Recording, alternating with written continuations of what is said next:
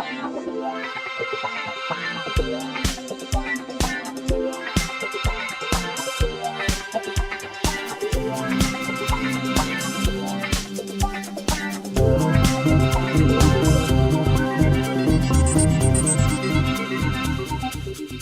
très chers internautes, bienvenue dans l'émission L'essentiel en 10 minutes.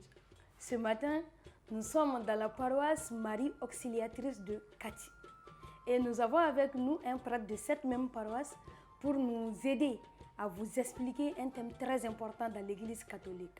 Bonjour Monsieur l'abbé. Bonjour Bernadette. Pourriez-vous vous présenter s'il vous plaît? Moi c'est l'abbé Pakoné Dieudonné Dako de l'archidiocèse de Bamako, prêtre en service ici à Kati. Je suis ordonné depuis le 25 novembre 2018. D'accord. Merci beaucoup, Monsieur l'abbé, d'avoir répondu présent à notre appel. Merci. Ce matin, très chers internautes, nous allons parler du Saint-Sacrement. Le Saint-Sacrement est le fondement même de notre foi en Christ. Et pour cela, Monsieur l'abbé, qu'est-ce que le Saint-Sacrement? Merci pour la question. Avant de répondre, je vais préciser quelque chose. Vous savez que dans l'Église catholique, nous avons 7 sacrements. Le baptême, la confirmation, l'Eucharistie, le sacrement de la réconciliation, l'onction des malades, le mariage et l'ordre. Tous ces 7 sacrements, sans exception, sont tous saints. Mais lorsqu'on parle du Saint-Sacrement, ça ne concerne pas tous ces 7 sacrements. Lorsqu'on parle du Saint-Sacrement, ça concerne l'Eucharistie. Et il y a une raison à cela. Parce que l'Eucharistie est le sacrement par excellence. L'Eucharistie est la source et le sommet de la vie ecclésiale. Ceci étant dit, maintenant, je vais essayer de donner une définition très basique du Saint-Sacrement. Le Saint-Sacrement, c'est le Christ présent dans le pain consacré. Le Saint-Sacrement, c'est le Christ présent dans le vin consacré. Voilà. Le plus souvent, lorsqu'on dit Saint-Sacrement, directement on pense au corps du Christ et on oublie le sang du Christ. Pourtant, le sang du Christ aussi, c'est le Saint-Sacrement. Et le corps du Christ est généralement présenté, conservé dans le tabernacle. Et après, il est exposé à travers l'ostensoir, il est disposé dans l'ostensoir et présenté pour son adoration par les fidèles. C'est ce qui fait que généralement on l'appelle Saint-Sacrement. On l'appelle Saint-Sacrement. Sinon le Saint-Sacrement, ce n'est pas seulement que ça. Le sang du Christ aussi, c'est le Saint-Sacrement. D'accord, c'est très bon à savoir. Merci. Donc le Saint-Sacrement est différent des 7 autres sacrements. Et Monsieur l'abbé, durant votre explication, vous nous avez parlé de 2 mots, le tabernacle et l'ostensoir. Est-ce que vous pourriez nous expliquer en quelques mots en fait, ou nous définir ces 2 mots-là? Oui, bien sûr. Le tabernacle, c'est une sorte d'armoire. C'est le lieu, c'est l'endroit où on conserve le Saint-Sacrement. Et en ce moment, il y a une appellation particulière, on dit Sainte Réserve. Sainte Réserve. Mais il y a 2 motifs pour lesquels on conserve le Saint-Sacrement dans les tabernacles. Le premier motif, c'est qu'on conserve le Saint-Sacrement dans les tabernacles afin de le porter plus tard aux malades dans leur domicile ou dans les hôpitaux. Le deuxième motif, c'est qu'on conserve le Saint-Sacrement pour ensuite le disposer dans l'ostensoir et le présenter dans l'ostensoir pour son adoration par les fidèles. L'ostensoir est au fait un objet liturgique.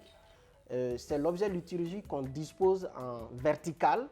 Et c'est dans cet objet liturgique qu'on met l'hostie consacrée pour le présenter pour l'adoration par les fidèles. Ah, d'accord, Monsieur l'abbé, c'est très bon à savoir. Surtout pour nous autres, moi personnellement quand même, je ne savais pas ce que veut dire l'ostensoir ni le tabernacle. Donc c'est vraiment bon à savoir.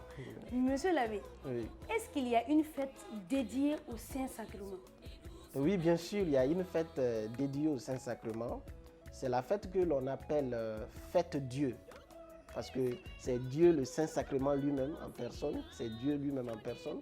Donc c'est la fête Dieu. On l'appelle aussi Corpus Christi. On l'appelle aussi Corpus Domini.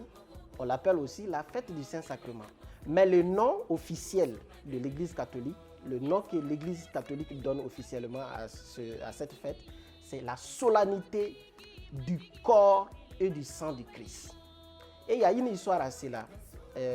Au Moyen-Âge, il y avait un théologien français du nom de Béranger de Tours.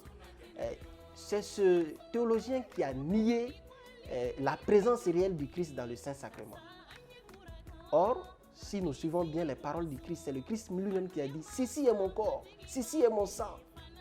Prenez et mangez, prenez et buvez. Faites cela en mémoire de moi. » Donc, le Christ ne peut pas se dire et se dédire. Ce que le Christ a dit est vrai. Il n'y a pas de débat à faire autour de cela. Et cela confirme la présence réelle du Christ dans le Saint-Sacrement. Donc, au Moyen-Âge, il y a un pape, le pape Urbain IV, c'est lui qui a institué cette solennité. Monsieur l'abbé, pour nous les jeunes, il y a un très grand mystère derrière le Saint-Sacrement. C'est-à-dire manger le corps du Christ et boire son sang, monsieur l'abbé. On se demande des fois, est-ce que cela ne fait-il pas de nous des sorciers ou des cannibales? C'est une très belle question, vraiment, c'est une très belle question. Est-ce que le fait de manger le corps du Christ et boire son sang ne fait pas de nous des sorciers ou des cannibales? Exactement. Ben non. Le corps du Christ et le sang du Christ, c'est une réalité de foi, une vérité de foi. Et c'est une réalité spirituelle, c'est une réalité divine. Cela dépasse notre entendement humain. Mais c'est la foi qui nous permet d'y croire et de l'accepter dans notre vie. Je vais vous donner deux images. La première image, c'est quoi? C'est la maman qui allaite son bébé dans son sein maternel.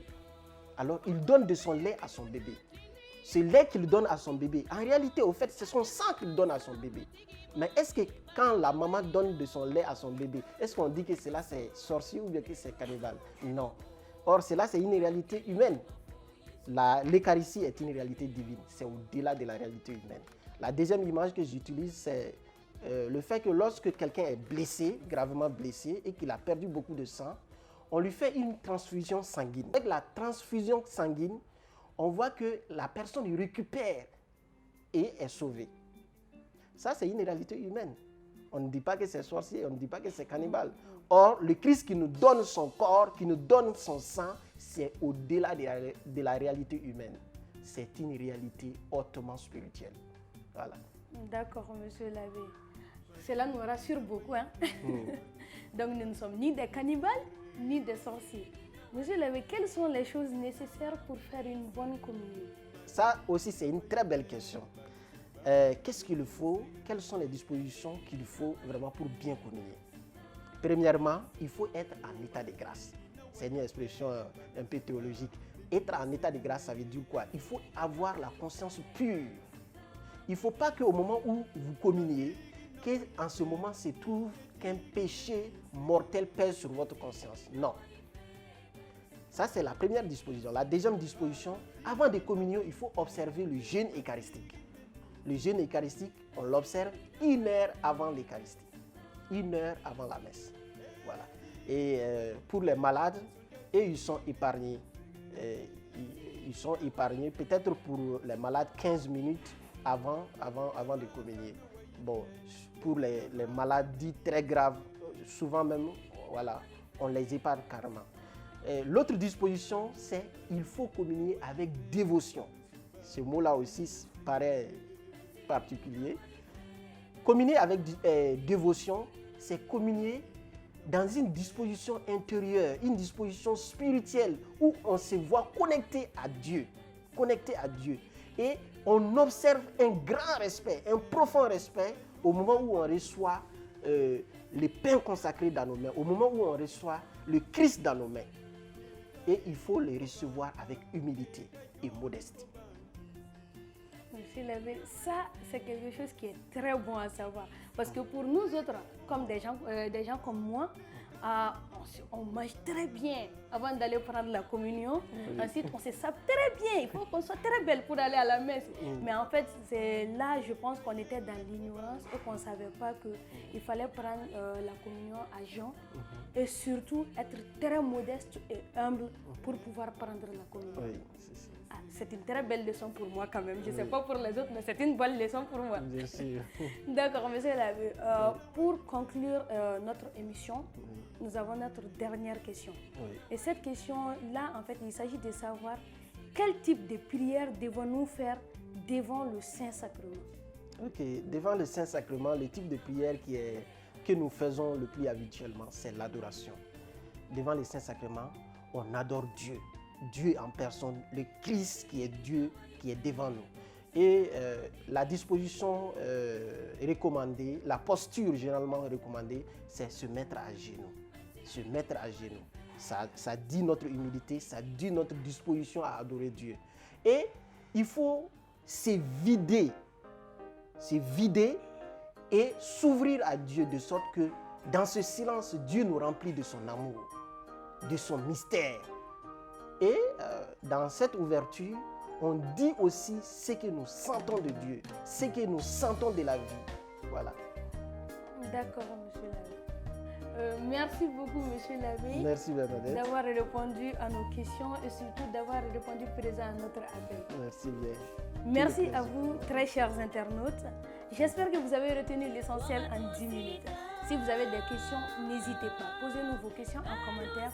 Ferons en sorte de vous répondre lors des prochaines émissions. Merci beaucoup et à la prochaine. À la prochaine. Bye.